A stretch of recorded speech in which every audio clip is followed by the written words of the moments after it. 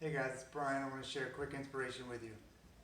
In Matthew chapter 14, Jesus takes 5 loaves and 2 fishes, gives thanks for them, and gives them out to feed 5,000 people. He then tells his disciples to go ahead of him across the lake. In the early morning, he comes near the boat walking on the water. The disciples are scared. They think it's a ghost. Peter speaks up and says, "Lord, if it is you, command me to come." Climbing out of the boat, Peter began to walk on the water. But when he saw the strength of the wind, he was afraid. Once Peter became afraid, he began to sink. He cried out, "Lord, save me."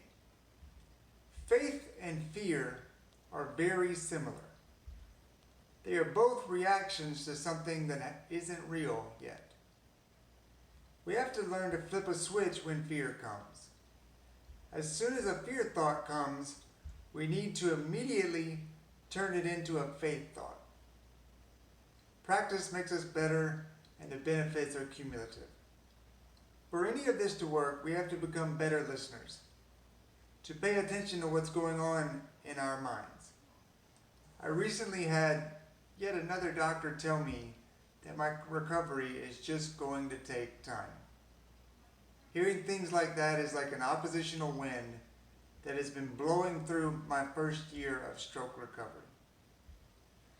And if I start to be afraid, my recovery could start to sink. But I have a choice.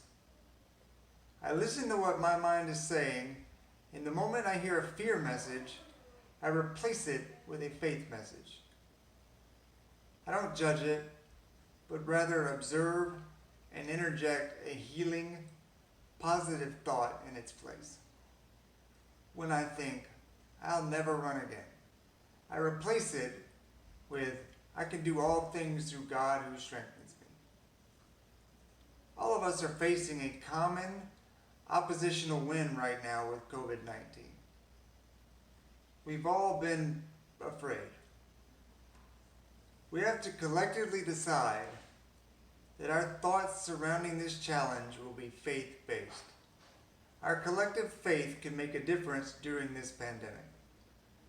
We have to challenge ourselves to cancel all thoughts of "we're not going to get through this." Remember, I can do all things through God who gives me strength. We can choose whether we allow our recovery to progress or sink, whether we listen to faith or fear.